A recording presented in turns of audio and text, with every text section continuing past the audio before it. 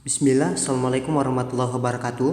Sekarang kita akan melanjutkan pembahasan soal KSN Kimia tahun 2020 untuk nomor 22. Tata nama yang paling tepat untuk senyawa organik berikut adalah: untuk memberikan tata nama, langkah yang paling pertama dilakukan adalah memberikan penomoran.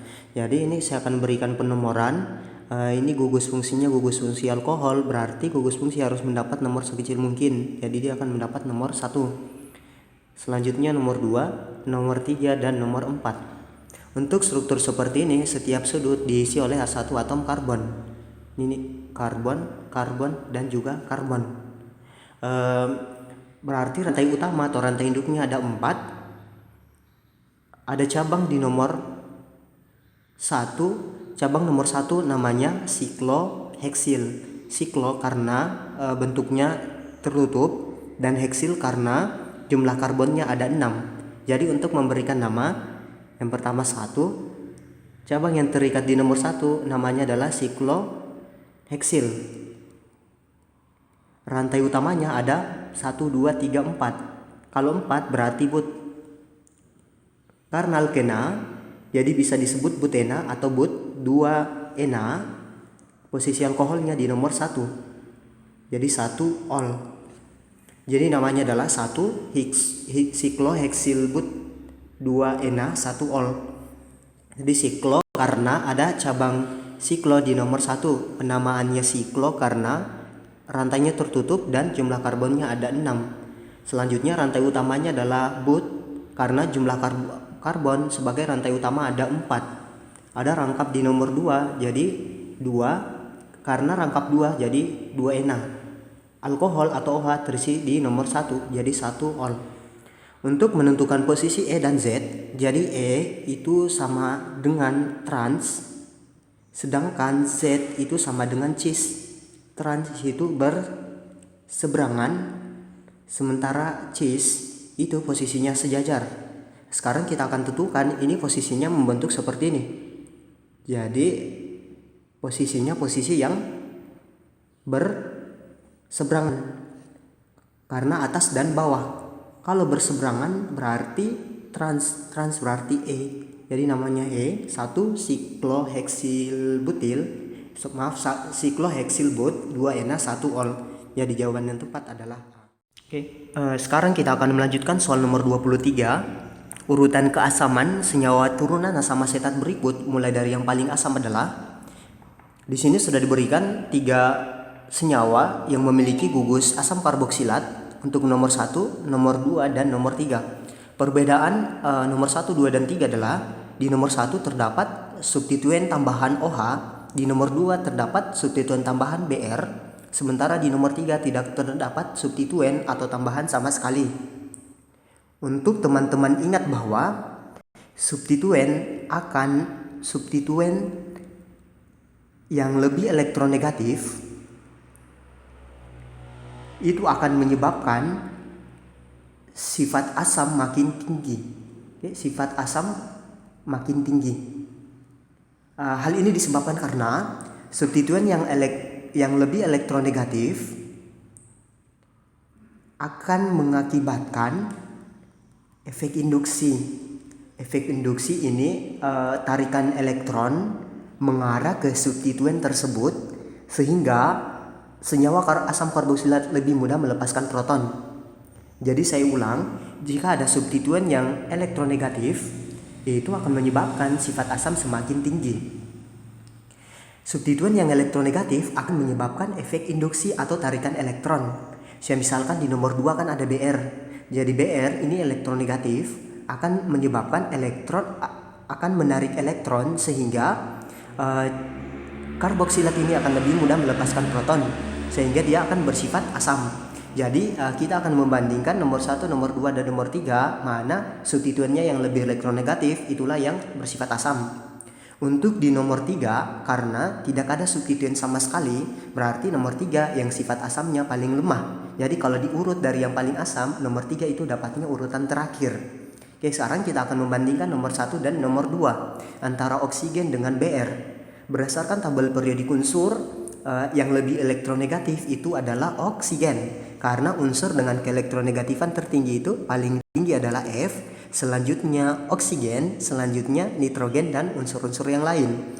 Oksigen dan Br, memang oksigen itu lebih elektronegatif, tetapi di sini oksigen mengikat hidrogen sehingga tarikan elektronnya menjadi lebih lemah dibandingkan dengan Br yang tidak mengikat hidrogen, sehingga Br akan menyebabkan efek induksi yang lebih besar atau tarikan yang lebih kuat, dan dia akan menyebabkan asam karboksilatnya lebih bersifat asam. Jadi yang paling asam adalah nomor 2, berikutnya adalah nomor 1. Jadi urutannya 2, 1 dan 3. Jawaban tepat itu D. Sekarang kita akan lanjut di soal nomor 24. Di antara oksidator di bawah ini yang paling sesuai digunakan untuk mengoksidasi senyawa propena, propena berarti golongan alkena, menjadi 1,2-propanadiol, dia golongan alkohol. Untuk mengoksidasi alkena menjadi alkohol dibutuhkan suatu agen pengoksidasi. Kita cek dari nomor 1 KM64 dingin dibandingkan dengan nomor 2 KM64 panas.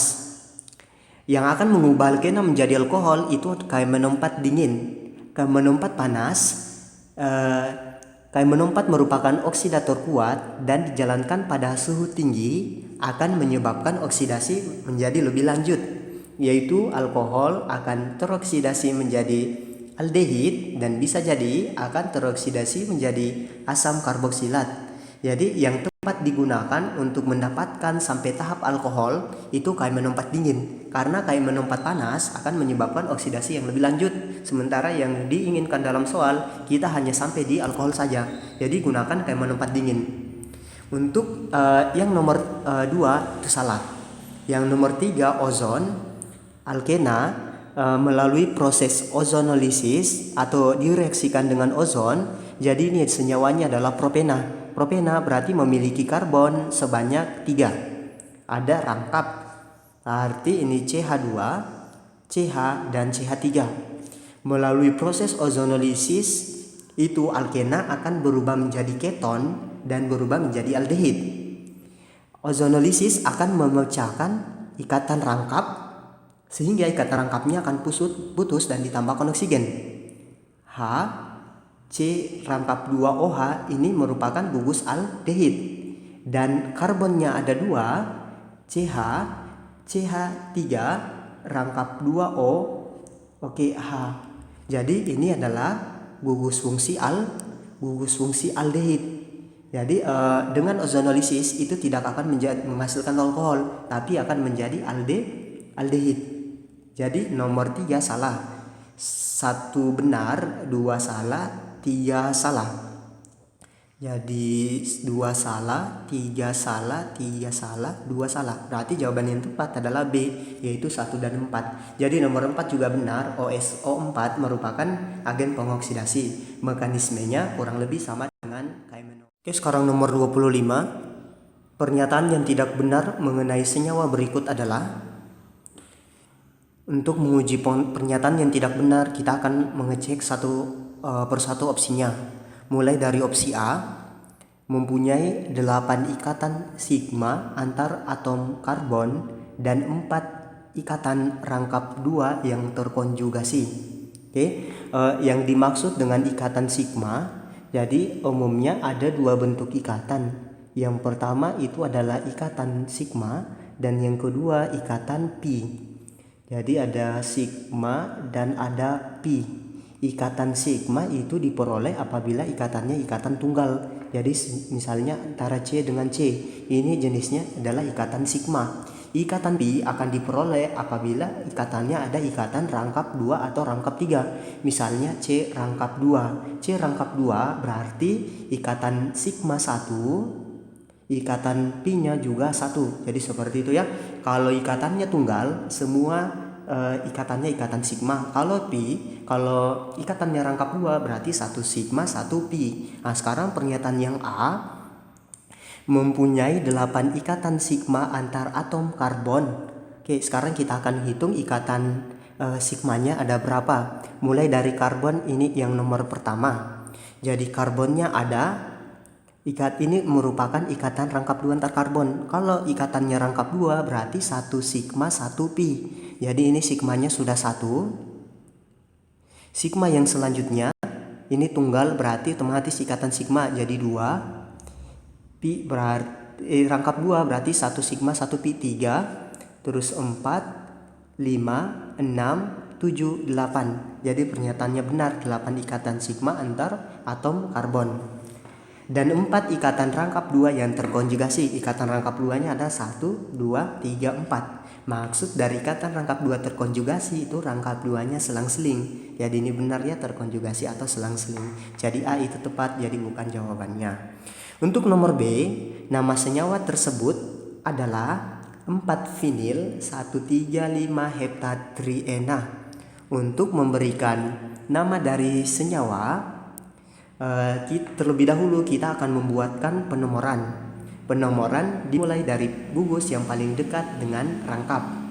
Jadi ini pilihannya, kalau saya mulai dari karbon yang kiri berarti 1, 2, 3, 4, 5, 6. Berarti rantai utama ada 6. Kalau saya mulai dari kiri ke atas 1, 2, 3, 4, 5, 6, 7. Berarti rantai utamanya ada 7. Karena yang lebih panjang yang akan kita pilih. Penomoran dimulai dari paling dekat dengan rangkap, berarti saya mulai dari kiri ke atas. Ini 1, berikutnya 2, 3, 4, 5, 6, dan 7. Oke, selanjutnya ada cabang yang terikat di nomor 4. Cabang yang terikat nomor 4, C rangkap 2 CH2. C rangkap 2 CH2 ini namanya adalah cabang vinil. Seharusnya kan kalau seandainya tunggal nama cabangnya etil, tapi kalau rangkap 2 itu namanya vinil. Oke, jadi penamaannya ada cabang di nomor 4, berarti namanya adalah 4. Namanya tadi adalah vinil. Selanjutnya tidak terdapat cabang, berarti kita akan menyebutkan posisi rangkap. Rangkap terdapat di nomor 1, di nomor 3, dan nomor 5. Berarti 4 vinil 1, 3, 5. Jumlah rantai utamanya semua ada 7, berarti heptatriena, karena rangkap 2 gugus alkenanya ada 3. Jadi namanya adalah 4 vinil 1, 3, 5 heptatriena. Jadi yang B itu benar. Nomor C, yang C dapat mengikat 8 atom klor jika direaksikan dengan Cl2 CCl4. Cl2 CCl4 ini akan terjadi reaksi adisi. Reaksi adisi atau reaksi halogenasi, yaitu penambahan gugus halogen. Untuk adisi itu akan memutuskan ikatan rangkap. Rangkapnya semua ada 1, 2, 3, 4. Berarti kalau ditambahkan adisi, atom Cl yang dibutuhkan atau atom klor yang dibutuhkan itu jumlahnya adalah sesuai jumlah ikatan rangkap dikali dengan 2. Karena kenapa? Satu rangkap itu butuh 2 Cl. Misalnya untuk rangkap nomor 1 berarti ini akan ikat Cl, ini juga yang C ini akan ikat Cl supaya rangkapnya menjadi hilang atau putus. Berarti Cl yang dibutuhkan ada 8 karena rangkapnya ada 4. Jadi C juga benar, dapat mengikat 8 atom klor. Untuk D mempunyai 4 ikatan pi dengan nama 4 propenil 1,3,5 heksatriena. Oke, sekarang kita akan menguji pernyataan yang E apakah benar atau salah. Untuk yang E mempunyai 4 ikatan pi. Ikatan pi-nya tadi ada, ya benar ada 4 karena rangkapnya ada 4. Ingat tadi kalau rangkap berarti 1 sigma 1 pi. Jadi ini pi-nya 1, 2, 3, 4. Dengan nama 4 propenil 1,3,5 heksatriena. Oke, jadi penamaan ini keliru karena untuk yang nomor 4 dia menggunakan rantai utama 1, 2, 3, 4, 5, 6. Seharusnya rantai utamanya itu ke atas karena masih ada gugus yang lebih panjang. Memang kalau seandainya rantai utamanya itu ada 6, namanya 4 propenil karena ada cabang propenil di nomor 4 yaitu karbonnya 3. 1,3,5 heksatriena. Oke, tapi ini penamaan kurang tepat karena salah mengambil rantai utama. Harusnya rantai utama yang kita gunakan itu dari kiri ke atas karena memiliki struktur yang lebih panjang yaitu 7 atom karbon. Jadi cabangnya bukan propanil tapi karbon 2 namanya vinil. Jadi penamaan yang tepat itu ada di B. Jadi D ini sudah pasti salah. Untuk yang E, mempunyai 8 ikatan sigma antar atom karbon.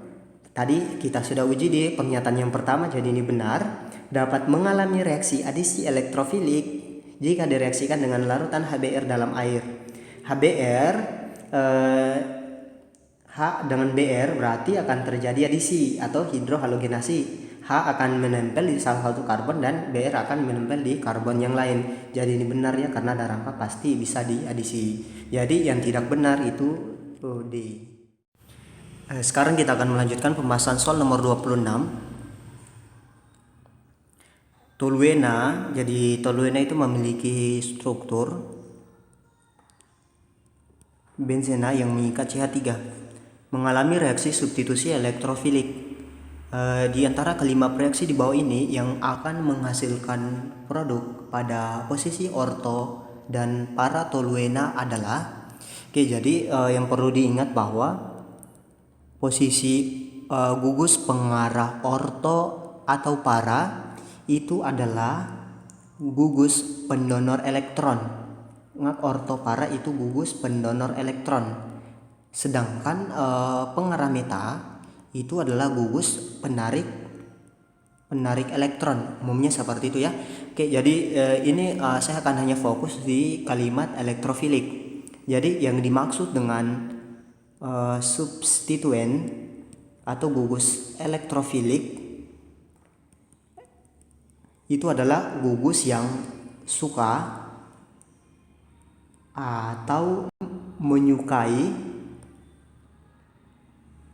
bagian yang bermuatan negatif.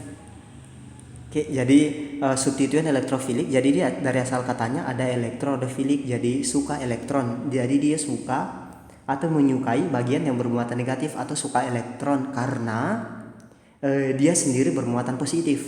Jadi seperti itu ya. Jadi dia suka elektron karena dia sendiri bermuatan positif.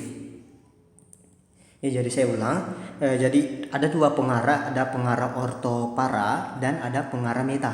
Pengarah ortopara merupakan gugus pendonor elektron, sedangkan pengarah meta umumnya gugus penarik elektron. Ini saya akan fokus di bahasa substituen elektrofilik. Jadi elektrofilik itu suka atau menyukai bagian yang bermuatan negatif. Jadi dia suka yang negatif. Kenapa suka yang negatif? Karena dia sendiri yang bermuatan positif. Jadi untuk menjawab pertanyaan ini kita akan cari di opsi A sampai E mana yang lebih bermuatan yang lebih bermuatan positif. Atau dia kadang disebut sebagai asam Lewis. Seperti itu ya. Untuk yang A, CH3MgBr. Jadi CH3MgBr ini kalau kalian pelajari lebih lanjut, ini reagen reaksi Grignard. Jadi dia ini sebagai basa Lewis. Jadi yang B ini yang A kurang tepat. Untuk yang B, CH3COCl ini bisa nanti terus menjadi CH3CO plus ditambah dengan Cl minus. Karena ini bermuatan positif, berarti dia merupakan substituen yang elektrofilik atau yang suka elektron karena dia sendiri bermuatan positif. Jadi jawaban yang tepat itu adalah B. Untuk yang D, untuk NH2, jadi N di sini masih punya satu pasang elektron bebas. Kalau kita buatkan struktur, karena punya satu pasang elektron bebas, dia merupakan yang suka inti atau nukleofilik. Jadi nukleofilik itu suka inti. Kenapa? Karena dia sudah punya elektron bebas. Dibandingkan dengan yang CO plus tadi yang bermuatan positif, dia lebih suka elektron. Kalau yang punya pasangan elektron bebas lebih suka proton atau lebih suka inti. Inti itu kan muatannya positif. Jadi dia lebih ke nukleofilik. Untuk KMNO4, ingat tadi KMNO4 itu merupakan agen pengoksidasi. Jadi kalau ditambah KMNO4 justru dia akan teroksidasi. Jadi jawaban yang tepat itu adalah B. Oke, sekarang saya lanjut di soal nomor 27. Di antara reaksi di bawah ini yang dapat digunakan untuk membedakan antara fenol dan asam benzoat. Jadi fenol itu memiliki gugus struktur benzena yang terikat gugus OH. Sementara asam karboksilat dia benzena yang memiliki gugus COOH. Untuk membedakan asam fenol dengan asam benzoat, jadi fenol ini dia asamnya lebih lemah dibandingkan dengan asam karboksilat. Jadi asam karboksilat ini dia lebih asam dibandingkan dengan fenol. Sehingga untuk membedakan keduanya bisa direaksikan dengan suatu basa. Jadi basanya di sini adalah NaHCO3 atau natrium bikarbonat. Jadi bisa direaksikan dengan natrium bikarbonat. Kalau direaksikan dengan natrium bikarbonat, karena fenol tadi sangat kurang asam, sehingga fenol ini tidak akan bereaksi.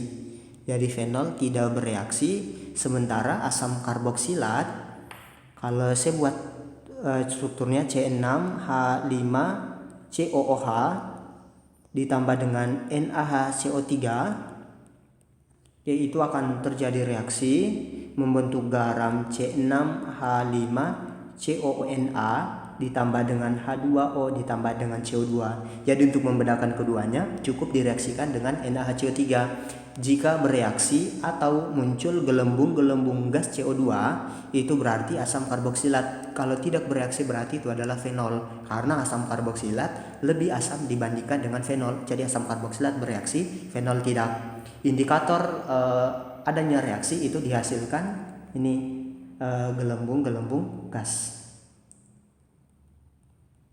Jadi jawaban yang tepat itu adalah E. Sekarang saya lanjut di soal nomor 28. Jadi nomor 28 ini untuk referensi kalian perhatikan reaksi double displacement. Jadi reaksi double displacement untuk CH3 COOH itu akan menjadi CH3 COH CN dan H. Berarti supaya menjadi ini ada gugus CN berarti harus ditambahkan H dengan CN ya, supaya H akan menempel di O dan CN-nya akan menggantikan posisi dari OH. Jadi harus ditambah dengan HCN. Jadi kemungkinan jawabannya benar itu B, C, dan D. Jadi A salah, E salah. Selanjutnya CH3 COH CN dan H itu akan menjadi H3C COH terus COOH dan H. Ini pilihannya antara K2CR27, H plus H2O dan K-4. Jadi K2CR27 itu dengan K-4 mereka sama-sama merupakan agen pengoksidasi atau oksidator. Sehingga kalau direaksikan dengan ini justru dia akan mengoksidasi OH.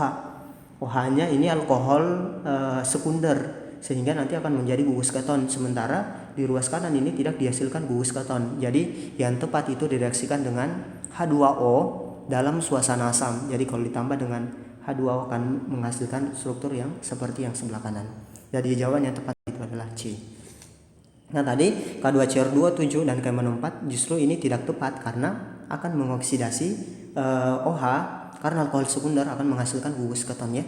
Jadi jawabannya adalah ini H plus dan H2O. Selanjutnya untuk nomor 29, senyawa trichloroethena banyak dipakai sebagai bahan pembersih. Di antara reaksi berikut yang ketika bereaksi dengan trichloroethena dapat menghasilkan senyawa yang mempunyai satu atom karbon asimetris.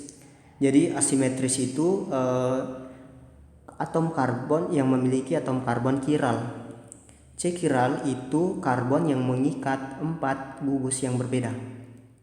Jadi ingat, asimetris itu sama dengan chiral, karbon chiral.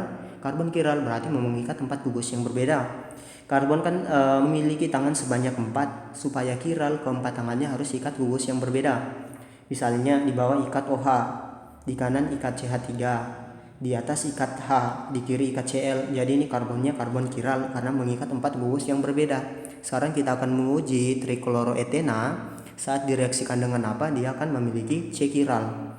Trikloroetena kita gambarkan strukturnya. Etena berarti karbonnya ada 2 karena etena berarti rangkap 2. Trikloro berarti kloro ada 3, jadi Cl1 terus Cl2.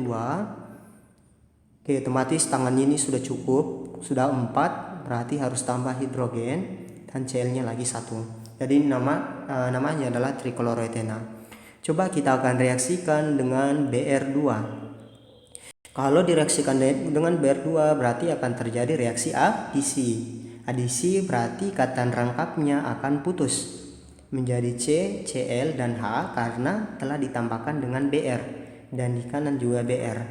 Kita cek apakah ada karbon kiral. Jadi ini karbonnya di atas mengikat Cl, di bawah mengikat Cl. Jadi untuk karbon yang pertama bukan kiral karena ada gugus yang sama yang diikat, yaitu Cl dan Cl.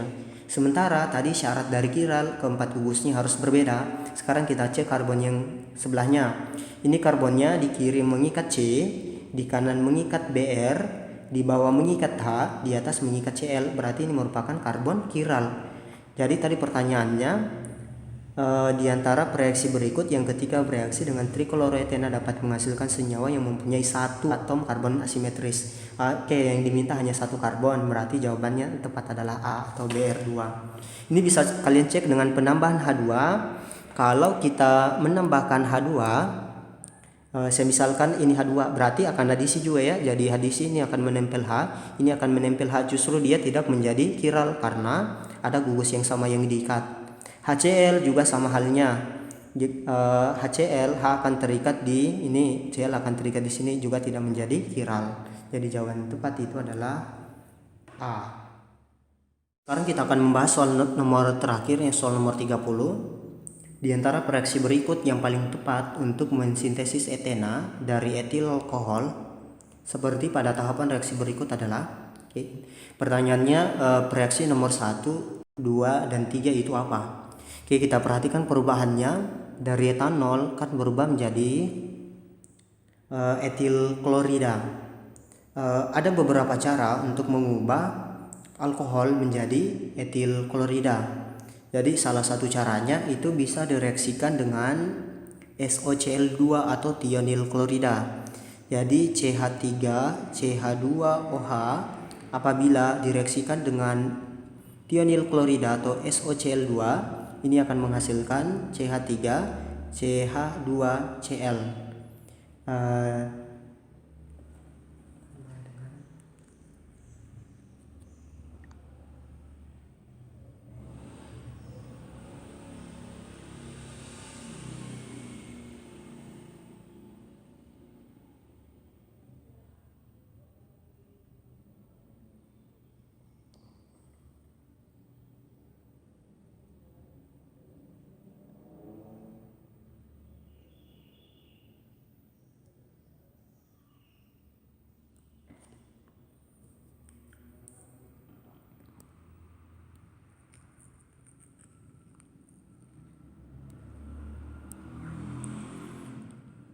Kita lanjut di soal nomor 30.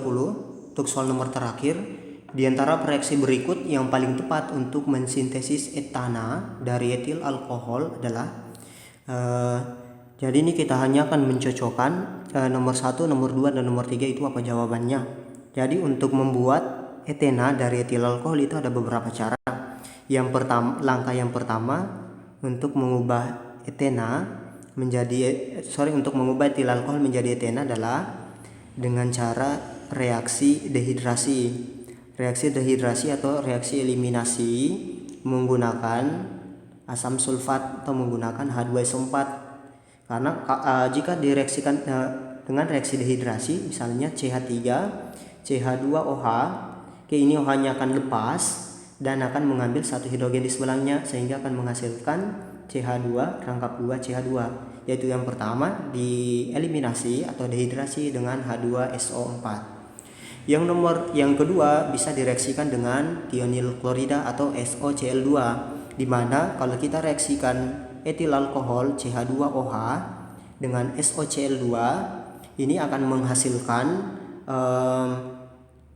etil klorida CH3 CH2 Cl. Oke, jadi ini yang benar itu etil klorida, dan direaksikan dengan Mg akan menghasilkan CH3 CH2 MgCl, dan MgCl-nya akan dilarutkan terlarut dengan H2O, reaksi H2O dalam suasana asam. Jadi yang tepat itu adalah A. Kalau yang C, SOCl2 dengan Mg dan H2SO4. H2SO4 tadi justru akan bisa digunakan kecuali secara langsung, yaitu melalui proses dehidrasi atau reaksi eliminasi OH, dan akan membentuk ikatan rangkap. Jadi jawaban yang tepat adalah A.